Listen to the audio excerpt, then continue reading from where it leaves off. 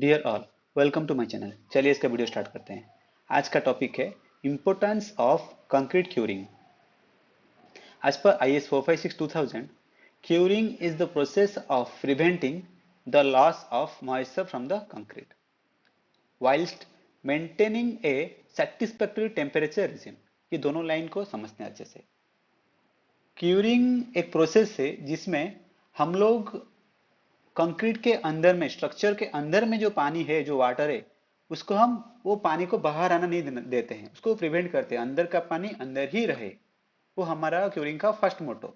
And second thing वो क्या करते हैं, क्यूरिंग हमको और क्या करता है, क्यूरिंग की वजह से हमको और क्या मिलता है, जो टेम्परेचर जो राइज होता है उस कॉलम के या फिर स्ट्रक्चर के अंदर में, जो भी कंक्रीट का स्ट्रक्चर है, वो टेम्परेचर का एक मतलब एक रेंज में उसका मेंटेन होता रहता है। वो जब हम सरफेस पे क्यूरिंग कर देते हैं तो टेम्परेचर बाहर का और अंदर के बीच में एक हम लोग मतलब पर्दा डाल देते हैं, तो अंदर और बाहर के बीच में टेम्परेचर का वेरिएशन जो भी रहे, जो अंदर है वो अंदर है, जो बाहर के बाहर है, तो उसमें कुछ इफेक्ट नहीं आता है।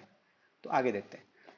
When concrete is not cured properly, it's durability, strength and abrasive resistance R affected. Curing बराबर नहीं होगा तो अंदर में जो हमारा केमिकल रिएक्शन होना है, जो हाइड्रेशन प्रोसेस बोलते हैं, तो वो बराबर नहीं हो पाएगा। वाटर वहां से लॉस हो जाएगा, तो वाटर जितना चाहिए सीमेंट को हाइड्रेशन प्रोसेस के लिए, उतना उसको नहीं मिल पाएगा। जब वो हाइड्रेशन प्रोसेस प्रॉपरली नहीं हो पाएगा तो डेफिनेटली वो स्ट्रक्चर वीक हो जाएगा, स्ट्रेंथ उतना नहीं मिलेगा। आगे देखते हैं। Due to inadequate curing, concrete develops plastic shrinkage cracks. ये फोटो में देख सकते हैं किस तरह से क्रैक दिख रहा है, thermal cracks, along with a considerable loss in the strength of the surface layer।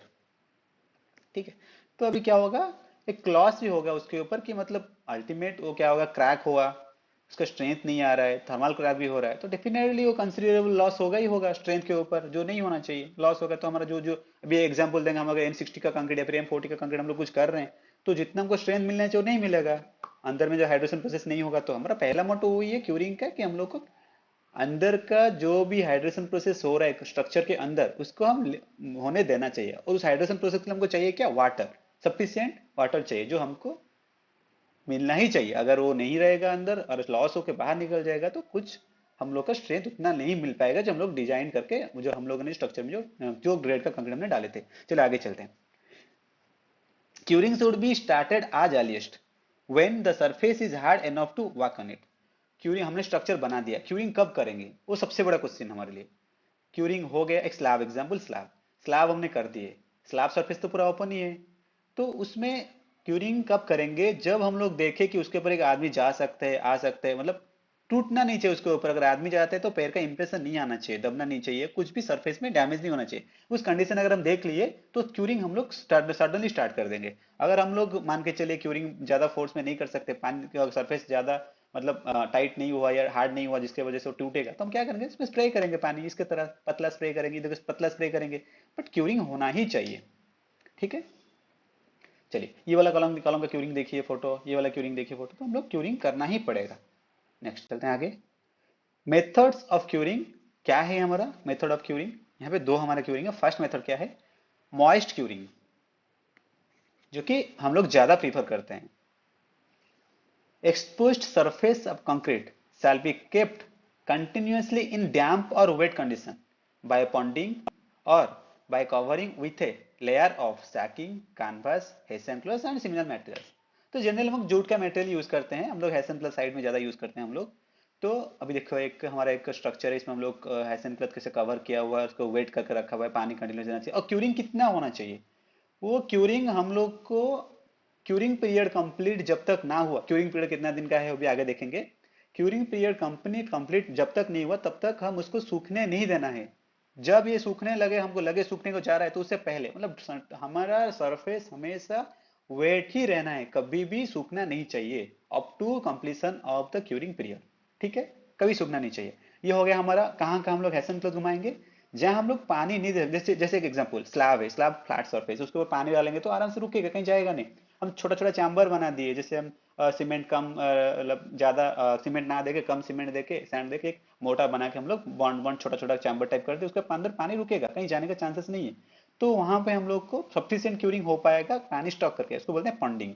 लेकिन जहां पे हम लोग वर्टिकल सरफेस से, इंक्लाइंड सरफेस से कोई स्टेयरकेस हुआ, कोई बीम वगैरह हुआ, साइड बीम वगैरह हुआ, तो उस सब में हम लोग को क्या करना है, हमको हेसेनफ्लड घुमाना पड़ेगा, क्योंकि वहां पानी रुक नहीं पा रहा है, पानी हम लोग क्यूरिंग करेंगे तुरंत ड्राई हो जाएगा। तो इसका पर्पस यही है हेसेनफ्लड घुमाने का, कि हम लोग को पानी उसके अंदर रहे, मॉइस्चर बाहर से कवर करके रखे उस स्ट्रक्चर को। चलिए आगे चलते हैं। Note, water. वाटर हम किस वाटर को हम लोग क्यूरिंग में यूज करेंगे, तो उसमें हम लोग मतलब कुछ क्राइटेरिया है, ऐसे नाली का पानी उठा के नहीं डाल सकते। Water used for mixing and curing shall be clean and free from injurious amount of soil, acid, alkalis, salts, sugar, organic materials or other substances that may be deleterious to the concrete और steel. अभी हम लोग curing कर रहे हैं, कुछ structure हम लोग कर रहे हैं, रैप्ट किया हुआ है, उसके ऊपर हमारा कॉलम उठ रहा है, वहां पे तो स्टील का डॉवेल से या फिर कंक्रीट का सरफेस है, उसके उसके ऊपर हम लोग क्यूरिंग करेंगे तो क्या होगा, ऑयल रहेगा, एसिड वगैरह रहेगा, तो हमारा कंक्रीट को, सरफेस को क्या करेगा, एक टाइप का एक डैमेज करेगा। अलग अलग कुछ भी उसके ऊपर स्ट्रक्चर में रहने से वो डैमेज करेगा उसको। तो वो हमको नहीं करना है, हमको हमेशा पोर्टेबल वाटर ही यूज करना है। Portable water is generally considered satisfactory curing. हमको IS 456 में मेंशन क्लियरली किया है ये, हम लोगों को सेटिस्फैक्टरी क्यूरिंग के लिए हमको पोर्टेबल वाटर ही यूज करना है। अदरवाइज हमको वाटर टेस्टिंग करके, अगर कंस्ट्रक्शन पर्पज का ये यूज हो सकता है, अगर उसका हम सर्टिफिकेशन कर सकते हैं, तब उस वाटर को भी हम लोग यूज कर सकते हैं। ऐसे कहीं से भी वाटर लेके हम लोग नहीं डाल सकते। और लास्ट पॉइंट क्या लिखा है, water used for curing should not produce any objectionable strain or unsightly deposit on the concrete surface। अभी कहीं कहीं पे क्यूरिंग होने के टाइम क्या होता है, क्यूरिंग खत्म होने के बाद में या क्यूरिंग पीरियड खत्म होने के बाद में 4 दिन 5 दिन बाद उसके ऊपर एक लेयर टाइप का हो जाता है, कोई जैसे बोल सकते हैं डॉस्ट का टाइप का लेयर, कोई मतलब जैसे बोल सकते हैं ना, आइस का टाइप का, आयरन डॉस्ट टाइप का जो होता है वो बन जाता है, तो वो नहीं बनना चाहिए। स्ट्रक्चर जैसे हमारा सीमेंट का, जैसे फेस कंक्रीट का जैसे स्ट्रक्चर के जैसे बाहर आउटसाइड जैसे जैसे कलर होता है, वैसे ही रहना चाहिए। लेकिन हमको उसके ऊपर कुछ ऐसे कुछ कलर नहीं आना चाहिए जो कि ऑब्जेक्शनेबल हो जाए, कोई बाहर से हमको देखे तो बहुत खराब लगे, ये क्या हमने कि इस कैसा स्ट्रक्चर आ गया इसके ऊपर, ये कंक्रीट का तो दिख ही नहीं रहा है, मिट्टी का दिख रहा है, तो ऐसा नहीं दिखना चाहिए। उसके बाद अभी हम देखते हैं मिनिमम क्यूरिंग कितना दिन करेंगे। मिनिमम क्यूरिंग पीरियड क्या है, हमारा जनरल में हम लोग दो वेदर कंडीशन मान के चलते हैं, एक होता है नॉर्मल रहता है और एक है जो कि dry and hot weather condition. तो इंडिया में हम लोग ये दो वेदर कंडीशन देखते हैं, जैसे साउथ में ज्यादा आ जाएंगे तो ड्राई एंड हॉट रहेगा, नॉर्थ में ज्यादा जाएंगे तो नॉर्मल रहेगा या टेम्परेचर कम रहेगा। तो देखते हैं दोनों कंडीशन में हम लोग कितना कितना क्यूरिंग पीरियड कंसिडर करेंगे। अगर हमारा वेदर वेदर जो है वो अगर नॉर्मल है, तो उसमें हम लोग क्या कर सकते हैं, और OPC सीमेंट का यूज कर रहे हैं, ऑर्डिनरी पोर्टलैंड सीमेंट यूज हो रहा है, तो 7 डेज क्यूरिंग करेंगे। और अगर उस कंक्रीट में OPC सीमेंट के साथ साथ, OPC सीमेंट को छोड़ के अगर हम लोग ब्लेंडेड सीमेंट यूज करेंगे और मिनरल एडमिक्सर यूज, जैसे मान के चलो हम लोग कुछ हायर ग्रेड का कंक्रीट बनाए, जैसे मालिक माइक्रोसिलिका वगैरह यूज किए, या फिर कोई हम लोग SCC कंक्रीट वगैरह यूज किए, जैसे हम लोग अलग अलग GGBS हुआ, फ्लाई वगैरह, वो सब देते हैं, जो मिनरल एडमिक्सर हुआ वो सब देते हैं, तो वहां पे क्या होगा, हम लोग को क्यूरिंग जो है 10 डेज करना पड़ेगा। उसके बाद नेक्स्ट नेक्स्ट क्या है, उसका वेदर कंडीशन है कि hot and dry weather condition. तो उस कंडीशन में हम लोग क्या करेंगे, उसमें अगर ऑर्डिनरी पोर्टलैंड सीमेंट हुआ तो हम लोग क्या करेंगे, 3 दिन एक्स्ट्रा करेंगे, 10 दिन करेंगे क्यूरिंग उसमें। और सेम चीज अगर मिनरल एडमिक्सर कुछ डाले और ब्लेंडेड सीमेंट वगैरह कुछ हुआ तो हम लोग क्या करेंगे, उसमें 14 डेज का क्यूरिंग करेंगे। चलिए आगे चलते हैं। उसके बाद सेकेंड जो हमारा क्यूरिंग मेथड है वो क्या है, उसको देखते हैं। सेकेंड मेथड है membrane curing. Approved curing compounds may be used in lieu of moist curing with the permission of engineer in charge। जहाँ पे हम लोग पानी नहीं दे सकते, जैसे हम लोग गुजरात की तरफ जाएंगे या कोई इंडस्ट्रियल प्लांट वगैरह में जाएंगे जहाँ पर ज्यादा पानी का ज्यादा अवेलेबिलिटी नहीं है, या फिर हम लोग ज्यादा नहीं दे सकते, तो वहाँ पे हम लोग क्या करते हैं, केमिकल क्यूरिंग जो लेके आते हैं, क्यूरिंग कंपाउंड केमिकल उसके ऊपर स्प्रे करते हैं या फिर ब्रश में अप्लाई करते हैं, ताकि क्या होगा ना, उसके ऊपर एक क्या बोलते हैं उसको, कोट बन जाएगा, नॉन परमिएबल कोट बन जाएगा, जिसमें हम लोगों का वाटर जो है अंदर का अंदर ही रहेगा, बाहर नहीं आएगा, एवापोरेट होकर नहीं आएगा, वाटर लॉस नहीं होगा। तो ये पर्पज से हम लोग उसमें डालते हैं। और क्या लिखा, such compound shall be applied to all the exposed surface of the concrete as soon as possible after the concrete is set. तो हर साइड से हम लोग करना पड़ता है। लेकिन इसमें और एक चीज हम लोग नोट करेंगे कि जैसे कॉलम कर रहे हैं, कॉलम का चारों साइड से हम लोगों ने कवर किए, तो टॉप में जहां हम लोग कंक्रीट का जब जॉइंट होके जाएगा एग्जिस्टिंग सरफेस के साथ, जो हम लोग कंक्रीट आगे लेके जाएंगे, वहां पे हम लोग क्यों नहीं लगाएंगे, जहाँ पे हम लोग कंक्रीट आगे बढ़ते हुए जाएगा, एक्सटेंशन है जहाँ पे, तो वहाँ पे हम लोग क्यूरिंग कंपाउंड नहीं लगाएंगे, क्योंकि बॉन्डिंग में वहाँ दिक्कतें आ सकता है, उसको फिर चिपिंग करके निकालना पड़ेगा फिर वो एरिया को। तो वो सब ध्यान रखना है, जहाँ पे कंक्रीट का जॉइंट आएगा वहाँ हम लोग क्यूरिंग कंपाउंड नहीं लगाएंगे।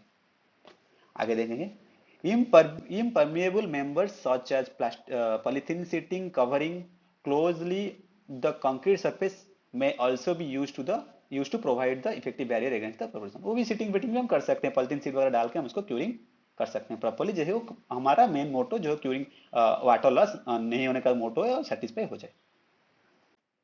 तो आज का वीडियो कैसा लगा आप लोग प्लीज़ इसको अच्छे से देखिए, और मुझे कमेंट्स में दीजिए, और कुछ नया टॉपिक भी चाहिए तो उसके बारे में बताइए, और अपने दोस्तों के साथ भी शेयर करें, ताकि सब लोग हम लोग मिलके अपने आप को खुद को इम्प्रूव कर सकें। थैंक यू वेरी मच, मिलते हैं नेक्स्ट वीडियो में।